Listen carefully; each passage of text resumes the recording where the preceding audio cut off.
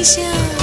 శివని వేదనగా వని వేదనగా పలికెను పదము పరేశ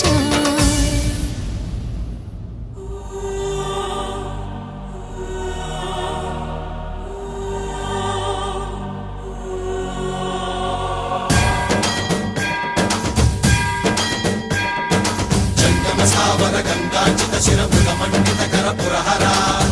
శుభంకర భవనా శంకర స్వరహర దక్షాధ్వరహరా